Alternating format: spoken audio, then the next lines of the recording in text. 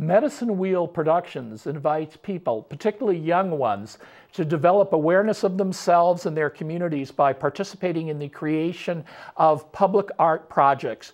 Joining me now is the founder and artistic director, Michael Dowling, well respected in the Boston arts community for conceiving and inviting collaborators on World AIDS Day events, No Man's Land, and MLK commemorations in South Boston. Also with us is Greg Variste, who is a young person who participated in the Hand in Hand event. Thank you, gentlemen, for joining us. Nice to see you. Thanks for having us. All right. First of all, Michael, let's start with you. How can one, in a short way, say what Medicine Wheel Productions is about? Wow. Yeah. Well, I think Medicine Wheel Productions really is about creating a moment where people can come together and merely be. So all of our work is a response to the human condition. We think of our work as a call and response, and we respond to the need in community with a cultural action and a public art project. So, Greg, why did you get involved with, what attracted you to work with a guy like this? Well, me and Mike are very similar. Honestly, are you? He's probably just the older version of me. Oh, wow.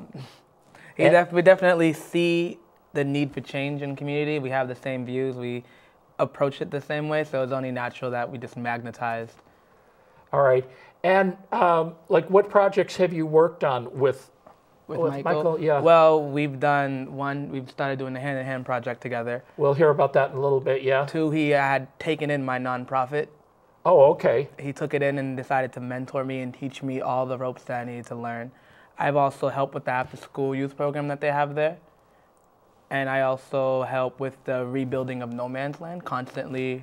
Right, that's a South Boston project where you've reclaimed land and put a public art there and make it a community space, something like that? That's right. All right. Now, you have so many irons in the fire, to use an old expression. Now, you came here today to talk about 2 of these, like, mind-blowingly mega projects. So why don't we start with, what is your, like, 10-year or 12-year project? It's called Liberty Tree, yeah. And it is in collaboration with a group called Rev 250, historians from across Boston who are gearing up to celebrate 2026.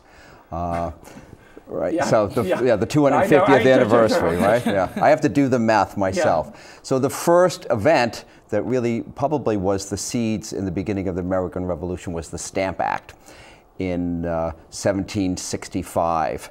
And so this is the 250th anniversary of the Liberty Tree, which is in downtown Boston.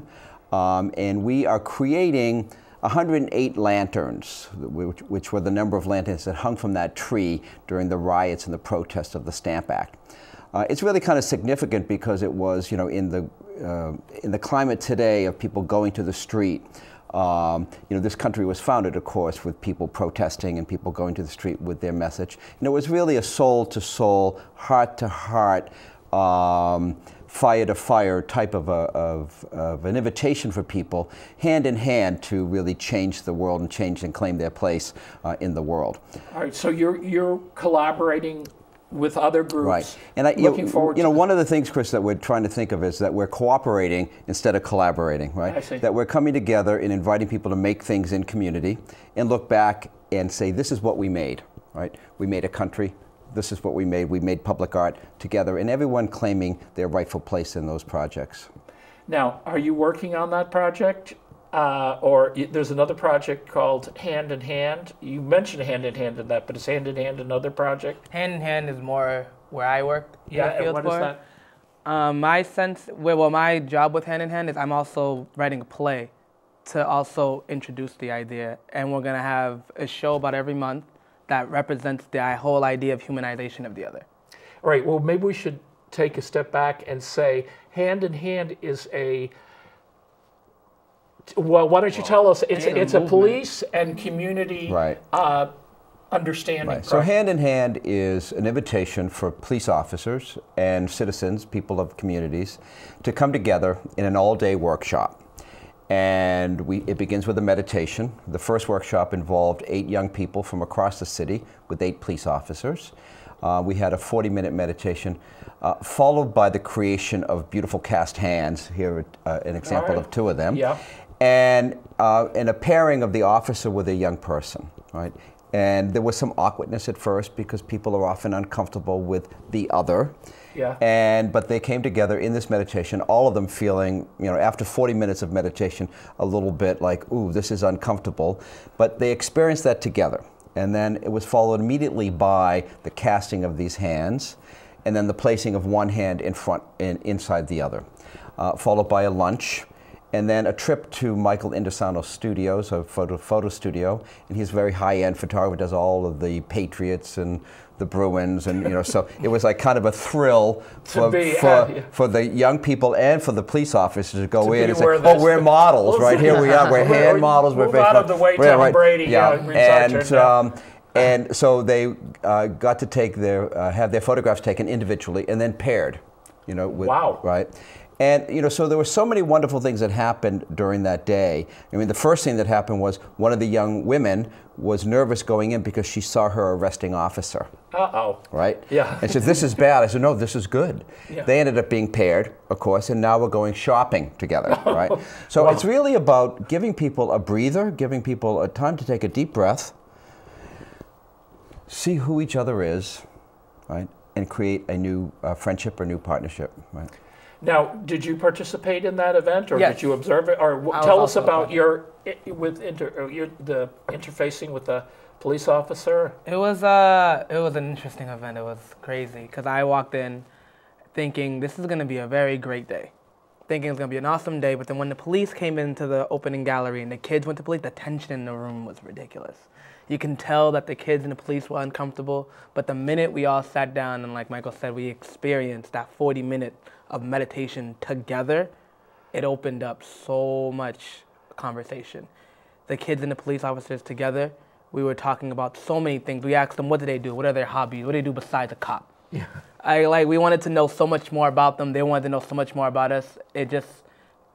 We saw the humanization. Like, you saw the humanization of both the young adults and the police together. Now, is your play going to be about young people and police officers, or yes, my play is about. So were you taking notes about what was going on? I was taking a lot of notes about how kids view police officers, and then I was taking a lot of notes on how the interactions actually physically happen. Because my play is about a middle-aged white cop from South Boston who watches one youth kid at a bus stop.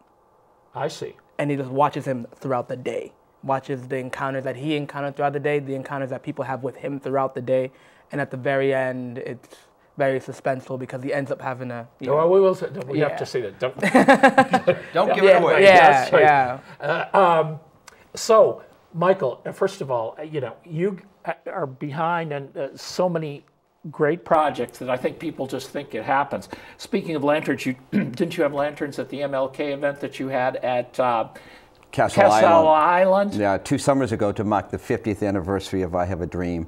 We had 3,000 people carrying lanterns as we projected the I Have a Dream speech on the side of Fort Independence. It was a really remarkable event, right? Well, both of you, our time's running out here, but you have so many youth-oriented projects, you're involved there. What can we say? Go to the website and see about the things, the Liberty Project, but we still have a few weeks before that gets together, right? Mm-hmm. But the hand-in-hand, you're continuing this, right? Are you continuing dialogues? We weren't just talking about what happened in the past. No, this is a project, an ongoing project. We've met with the Commissioner Evans, the police commissioner, who really wants this to become a tool for the Boston Police Department. The mayor is on board. People are very, very excited about this becoming a model of dialogue, a new model of dialogue between the police and the people they serve in communities. So we're very, very excited. We're really thrilled. Well, congratulations for putting this together. Can people volunteer to be a youth, or? Yes, absolutely. We're recruiting now for the workshops. I can't volunteer to be a youth, but that's okay. It's not just for youth. It's for for everyone who calls Boston a place of work or home or school, to make the city a healthier place and a more welcoming place for all. All right. Well, so your website. Hand in hand. Hand in hand. Okay. Yeah. We have the sculpture. Right. Hand in hand. Right. Thank you, gentlemen, both. But give us your website before. Our website is mwponline.org. All right, and NWP is for Medicine Wheel Productions. Right. Thank you both. I look forward to your play, and you're always somewhere behind there. Thank you so much, Michael. Thank you, Chris. Thank you. We'd like to remind our viewers that Medicine Wheel's annual fundraising event, Turning the Wheel, is coming up on June 25th. Here's a video clip with more information for those who would like to attend.